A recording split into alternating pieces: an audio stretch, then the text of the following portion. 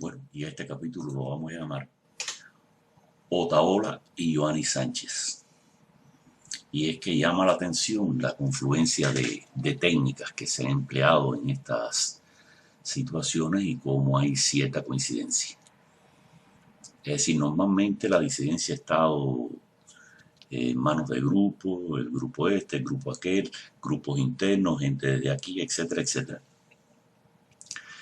Y el tiempo transcurre en esa situación, sin que podamos ver nada claro, es decir, el grupo este con unas proclamas, el grupo aquel con otras proclamas, algunas manifestaciones públicas, etcétera, etcétera. Pero llama la atención que hay un elemento que sí tenemos que tener en cuenta. Desde la época de Obama comenzaron las actividades serias, ¿no? Por parte del gobierno norteamericano de sencillamente definir la situación de Cuba, ya de una vez y por todas. Y lo primero que sucedió no fue exactamente lo que pasó con Obama y el entreguismo de Obama, etcétera, etcétera. No, todo esto tiene una fase cultural previa que es bien importante entender. Es decir, aquí hubo el surgimiento de forma más o menos misteriosa de una persona, Ioannis Sánchez, con un periódico que transmitía desde Cuba y que por supuesto el pueblo cubano prácticamente con los medios de comunicación que tenía a su disposición no podía ver. Así que está claro que era un medio para influir en el exterior, desde el interior, pero para influir en el exterior. A tal llegó la situación que al final, cuando empezó a concretarse toda esta actividad de Obama, también estaban en avanzada, ¿no? Grupos que de pronto, que hasta ese momento no se veían, pero de pronto comenzaron, como el de Saladriga, etcétera, etcétera. Es decir, una movida bien clara, bien clara, bien clara. Y vuelvo a repetir, esto de la formación del grupo este de Ioannis Sánchez, que de una forma o de otra y sin que nos diéramos cuenta, comenzó a sustituir como voz a el resto de la disidencia. Es decir, la inmensa mayoría de la disidencia, especialmente la interna, su voz fue reducida a poco o a menos que poco y fue sustituida por la voz de Ioannis Sánchez. Esto es bien interesante porque es que ahora vemos esta situación que se repite y parece que es el patrón de conducta de las fuerzas que están a cargo de cualquier forma de transición en Cuba auspiciada por el gobierno norteamericano, de cada vez que se vaya a producir algo en serio, y parece que ahora con el problema de Donald Trump si es reelegido va a venir algo en serio, pues vamos a estar viendo que la voz de toda la disidencia, de todo el pueblo, de todo el que hablaba y todo el que dejaba de hablar, de todo el que opinaba y todo el que dejaba de opinar, pues también va a ser sustituida esta vez por Otaola, que parece que es el personaje asignado. De más está decir que todos estos mecanismos y todos estos grandes influencers o comunicadores son seres fabricados, ¿no? Es decir, nadie surge así de la nada, nadie, es decir, eso es irreal. Es decir, detrás de todo ello está la concepción, el plan, el dinero, etcétera, etcétera, para hacerlo funcionar. Y lo primero que los hace funcionar y darle un número, un rating, etcétera, etcétera, es su mención en los grandes medios masivos de comunicación.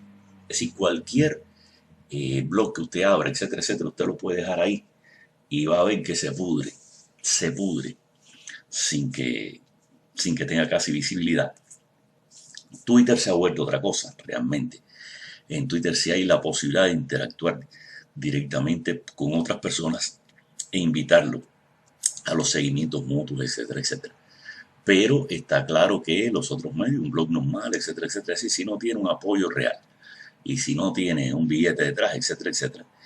Ahora en esto de los canales, por supuesto, se multiplica la cosa. Si usted no tiene anunciantes y qué sé yo, y casualmente a todos estos señores que han sido designados para la tarea de comunicación oficial, pues le aparecerán automáticamente los anunciantes, le aparecerá de todo. Y a los que no estén en la línea, pues no les aparecerá nada. Tan sencillo como esto, no se llama engaño. Incluso, por ejemplo, aunque los comentarios y cosas que digan algunas personas pueda ser importante, la táctica de ellos es ignorarlo. Es decir, si el comentario, lo que sea, le conviene, después ellos lo usan, pero jamás hacen mención de ningún blog, de ninguna estructura de esta de comunicación pequeña y autónoma. Así es la técnica. Sin embargo, bueno, estos que han sido designados, como se va viendo, pueden en determinado momento, y acaba de ocurrir, ¿no?, recibir el espaldarazo del propio presidente. Una vez que reciben ese espaldarazo, bueno, pues hay un boom de seguidores porque ya lo consideran una cosa importante, no sé qué, no sé. Sin duda, sin duda, esto es increíble, ¿no? Cómo es que la mente humana se maneja, cómo es que se puede gobernar al ser humano común a través de estos influencers, que hablando muchas veces basura pura, pues logran envolver a la gente, al ciudadano medio, y cuya única imagen, la única imagen que tienen los ciudadanos comunes es el ranking que le dan las distintas cosas. Es decir, si salió por televisión, normal, si algún político destacado hizo referencia a ello, etcétera, etcétera. Así lo vimos, bueno, cuando el periodo aquel, Saladrigas permanentemente haciendo referencias a la opinión de Giovanni Sánchez. No a ningún otro disidente, ni a los que estaban presos, ni a los que cogieron golpes. No, no, no, no, a Giovanni Sánchez. Todo era porque Giovanni dijo y porque Giovanni dejó de decir, y me parece que lo de Giovanni es decir, porque es la relevancia. Y del otro lado está claramente que Giovanni está diciendo lo que le toca decir en su combo. Entonces igualito, igualito está pasando con este señor. Creo que la única cosa nueva que hemos visto está que en el caso de Otaola hubo un nombramiento oficial como inquisidor. Es decir, Otaola ha sido nombrado inquisidor, es decir, un tipo que puede hacer listas. Ya he explicado en otros capítulos que, bueno, lo de las listas, si fueran las listas reales que debían ser, bueno, pues nada que objetar. El problema está en cuando es claro que el individuo se dedica a incluir en esa lista a lo que le dé la gana.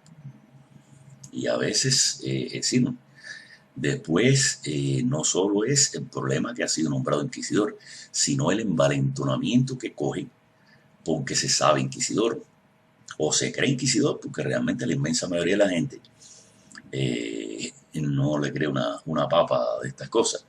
Pero bueno, él parece que se la ha tomado en serio hasta el punto de vista de que los programas posteriores a su nombramiento como inquisidor, pues lo dedicó a desbarrancar contra todo el que le pareció de forma extremadamente ofensiva. Y digo que extremadamente ofensiva porque fueron realmente ofensivas. Y algo más, es decir, yo veía a una persona a la que respeto mucho celebrar la situación y que el suceso y que los que estaban criticando a Otaola era por su carácter homosexual. Y no, realmente no es un problema de si homosexual o no homosexual. Aquí lo importante en todo caso sería entender si su homosexualidad afecta sus opiniones personales o no las afecta. Y yo, por ejemplo, el otro día descubrí a este muchacho Boris Sancho que estaba haciendo los estudios sobre la corrupción, ¿no?, de los Grammy, qué sé yo, que hizo un muy serio estudio. Y de pronto me encuentro porque él mismo se confiesa aunque él es homosexual. Yo no lo sabía. Pero cuando mientras más yo miro y remiro la actitud de él, me doy cuenta que sus opiniones no tienen absolutamente nada que ver con su homosexualidad. Es decir, él está haciendo un análisis brillante acerca de una situación que es real, y si es homosexual o no homosexual es cuestión aparte. Sin embargo, en el caso de Otaola, a mí me caben determinadas dudas, ¿no? Que, por ejemplo, este encarne con Rodile, el tono que usa, etcétera, etcétera, no parece ni siquiera una situación política. Tal parece como un ser despechado, y esto no se puede garantizar ni se puede no garantizar, pero el tono, las gesticulaciones de este señor cuando se refiere a Rodríguez es de un odio visceral, pero un odio visceral que pareciera una mujer despechada, una cosa rara que no tiene que ver absolutamente con su preferencia sexual, es decir, que no tiene que ver con su problema político. Más bien pareciera una cosa desolada, no sé, algo que entonces me cabe la duda si realmente todo lo que hay detrás de Otaola y su odio visceral a Rodiles es porque Otaola es así, o porque Otaola cuando viene a ver, no sé, tiene alguna vinculación sentimental o alguna aspiración sentimental con Rodiles, inconfesable. Estoy hablando un poco en altavoz, ¿no? Pero sí me preocupa cuando determinadas personas, bueno, se desencadenan de una forma especialmente desajustada con respecto a los temas a tratar y tratan a los demás como simples perros. Cuando cualquiera de esas personas, tanto Zoe Valdés como Rodiles, le llevan 1 millón por delante en cuestión de cultura. Cultura que Otaola no tiene. Y está más que claro, ¿entiendes? Si Otaola es un showman que ha sido colado en esta estructura y es evidentemente que ha sido colado para sustituir a las voces de la disidencia real que han estado tanto aquí como allá, porque ya hay el grupito que está preparado para llevar a cabo la transferencia de poder. Y habría que ser bobo para no darse cuenta que lo mismo que sucedió con Joanny Sánchez cuando fue fabricada para esa misma empresa y terminó sustituyendo la opinión de disidentes como Bonne Cascase, es decir, disidentes históricos, ¿no?, que tenían mucho prestigio y de pronto toda esa gente fueron opacadas y quedó la voz de ella prácticamente como la voz de la disidencia. Ahora vemos esto repetirse. Y vuelvo a repetir, lo único que encuentro completamente diferente es que a este señor en este momento se le ha dado el diploma de Torquemada cubano. Es decir, está claro que le han dado el papel de inquisidor. Y ahora él puede hacer listas, se está jactando de eso y se está aprovechando increíblemente de eso. Ya vi que tenía también entrevistas, creo que una emisora de Canadá, y las entrevistas le van a llover.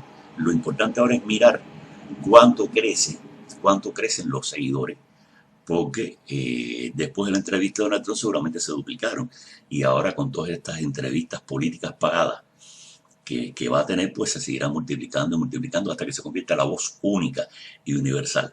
Ya vimos la opinión ridiculísima de María Elvira Salazar diciendo que era comparándolo con Mascanosa. Por Dios, Mascanosa fue una figura política real, con inteligencia, cultura, con metodología. Este muchacho es un payaso, sencillamente. Eso no se puede negar. Es un payaso, sencillamente. Es una metodología que degrada a la política. Degrada a la política. Y no hay otra cosa realmente que opinar sobre él. Esa metodología tiene que terminar. Como ya dije en mis presentaciones, la política es demasiado importante para dejarla en manos de comediantes e influencers. No se puede seguir usando esta metodología rastrojera para influir en la población. No se puede sustituir el valor de la disidencia real que ha existido históricamente y del exilio histórico real, etcétera, etcétera, por este tipo de influencer que sencillamente acapara la atención y se vuelve la voz del exilio, entre comillas. Eso no es verdad. Eso es un fraude y eso tiene que terminarse de una forma o de otra. Creo que en este caso Donald Trump, bueno, por un problema de política, decidió el jueguito este, bueno, y se gana unos cuantos votos de homosexuales, pero como política a largo plazo, Donald Trump, eso no sirve. Sencillamente es una jugada fallida que le va a costar a usted a largo plazo quizás hasta otro tipo de situación, porque vuelvo a repetir, el personaje no es el que debió ser escogido para eso. Y con esto me despido, que ya terminamos.